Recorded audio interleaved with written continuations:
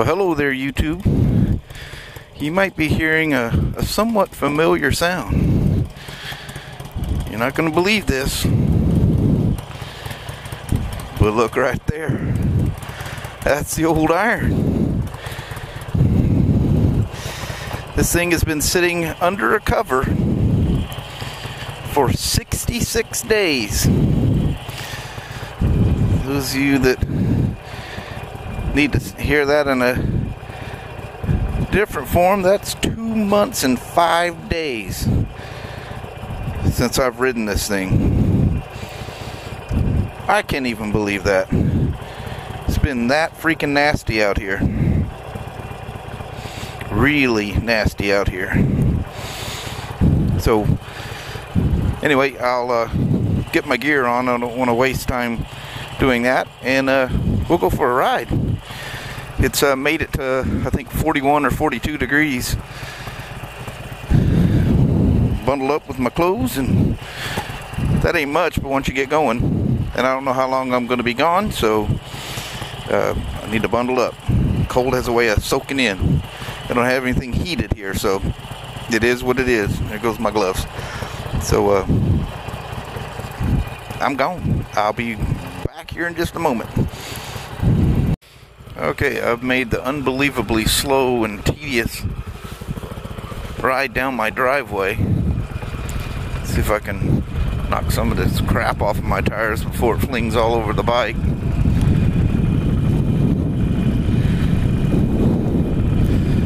I'm not being weird, I'm purposely going this slow.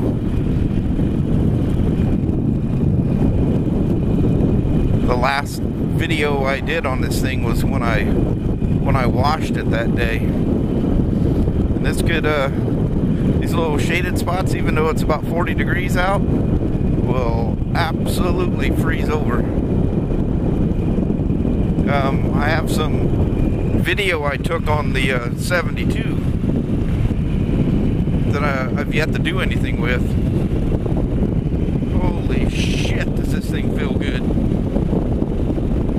Oh, God. It feels so nice to ride this thing. Wow. Holy moly.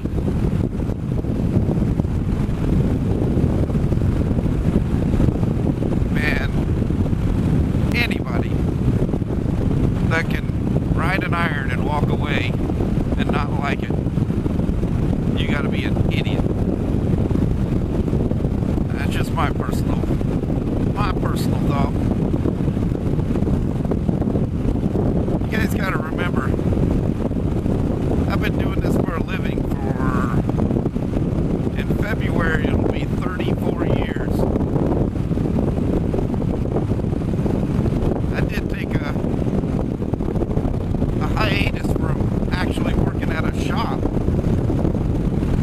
for a bit, but it never stopped me from working on the bikes. It never stopped. Kept working on them, riding them. Man, I feel a lot of wind flipping up underneath my chin. I don't have a guard for that. I hope the hell that's not. You're not getting a lot of wind noise on this Sony. I'm kind of surprised how much wind I feel coming up. From other things I've done with this mic, I have noticed that it's very sensitive to wind. That I may say it wrong, I always seem to, but there's a company called Polar Lens that made had one of these Sonys. Actually, I think it was one of the fake ones, the Chinese Sonys, that was covered in one of those noise suppression furries, like you see news people and whatnot using. Guys making movies, it looks like gray fur. I have no idea what that stuff, what it is, and if it's something you can duplicate.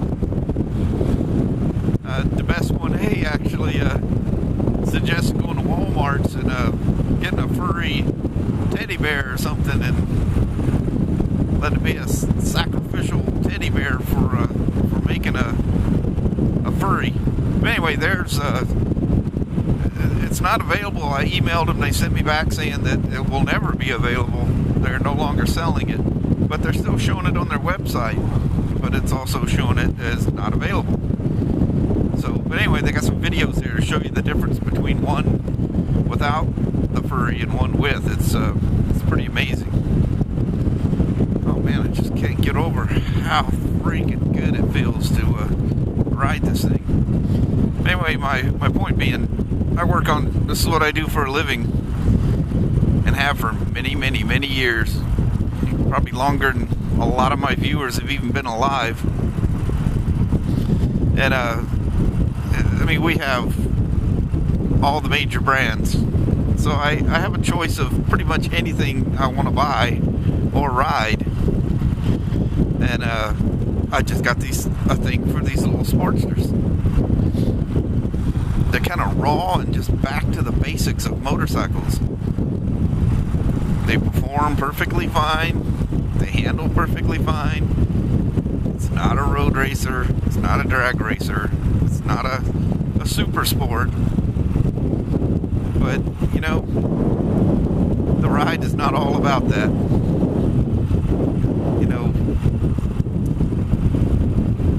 15 years ago, maybe even 10 years ago, I probably wouldn't give one of these a second thought.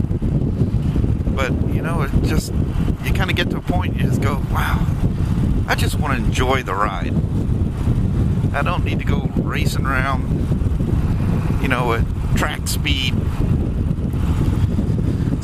you know, on back roads. Not that I did for, geez, many years. There was no track days back when I was doing it, but I did a lot of road racing.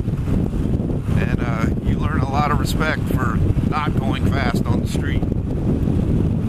You gotta remember, on a road race track, you're in a controlled environment. No car is going to be coming at you. You're not going to come around the corner and find a surprise, you know, diesel spill, or, you know, Billy Bob driving down the road at 5 miles an hour on his John Deere or something. It's controlled. I mean, there's definitely some danger to it. And, you know, that's kind of my point.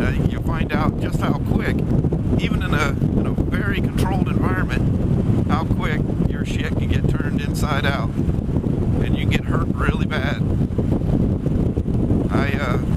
I gained a lot of friends in road racing, and I lost quite a few of them.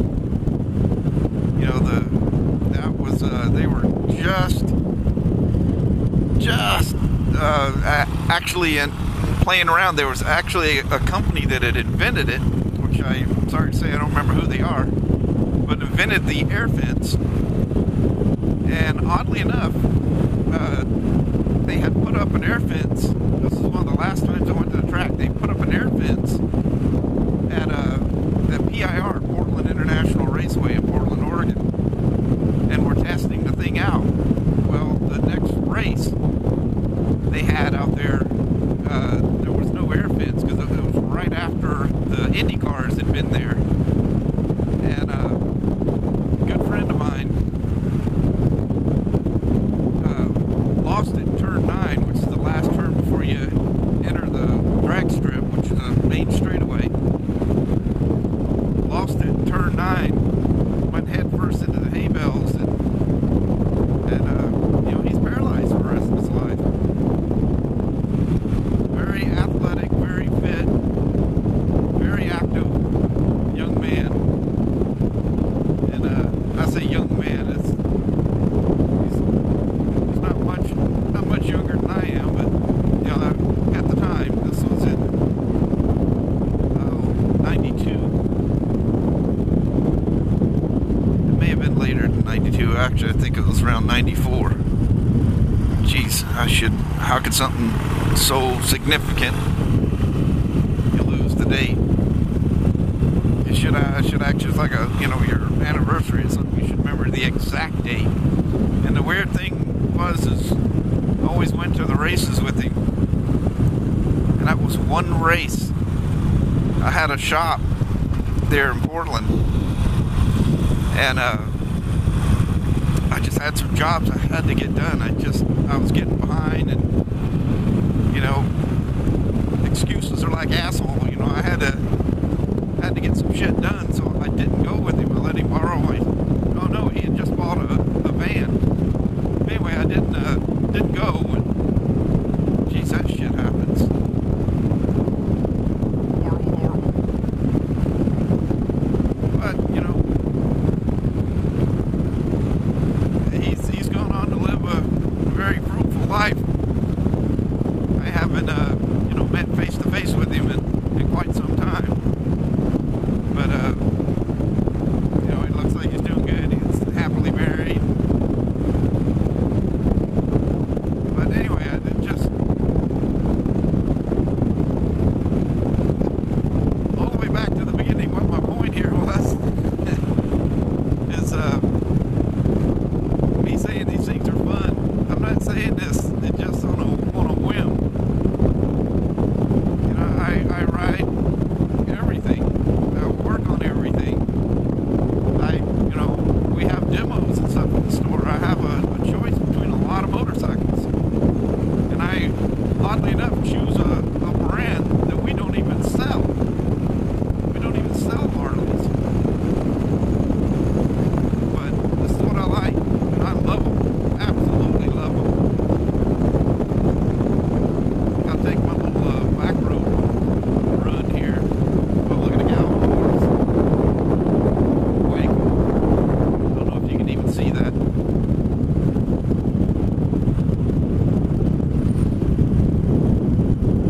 And there's just something unbelievably sexy about a gal riding a horse.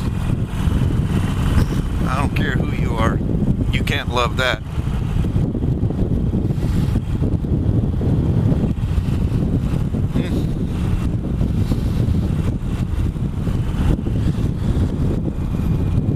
My wife, you know, she's got them damn horses. I'm not one to buck about that. You want another horse? Alright.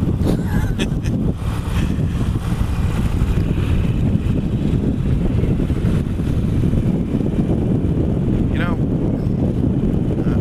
I'm ashamed to say this. I'm sure a lot of other people are in my same boat. But during the godforsaken holidays, I pretty much made a pig out of myself. And maybe it's just because I haven't ridden in a long time. But I feel like a fat man in a little coat right now. I'm bundled up. I got a wool long sleeve shirt. I'm not going to make excuses. I know I gained weight, but I can really notice it. I don't know if it's as noticeable as what I'm thinking it is. Oh shit, that's wet. Oh. Forget about that. You get in these little back roads, you're gonna find these wet spots. But yeah, I feel. Look at this.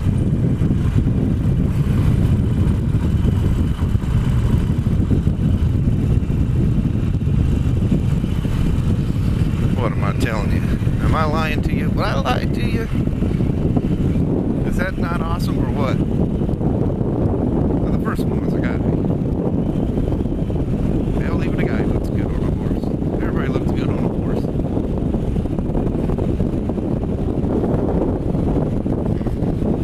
Beautiful day. God, there's probably bikes everywhere, right? Just riding in. Oh, no. Please don't wipe out my bike. I don't know what I'm whining about. It's been 2 months since I washed it. Hell, you ought to see what the 72 looks like. I threw caution to the wind and that thing's got chrome all over it. It's at a point now that it's dirty enough that, you know, I'm just not going to mess with it, because when I get a day or even a chance of a day to go out for a ride, I just jump on the 72. The iron stays all covered up. Both got about the same miles on them, even though the 72 is a year older than this one. It was, I know you Sportster haters will love this, but it was a gal that owned it. It was a husband and wife that rode together, and they traded her Sportster, and oh man, that's just straight up standing water right there. What you get is these underground springs that bulge through the goddamn blacktop.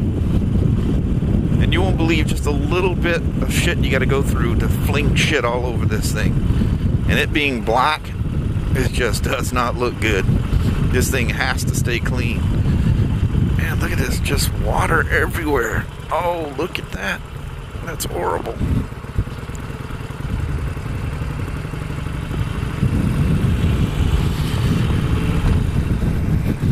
Oh, that just sucks. You know what? I'm going to stop until I get out through this period here section. I'll be back.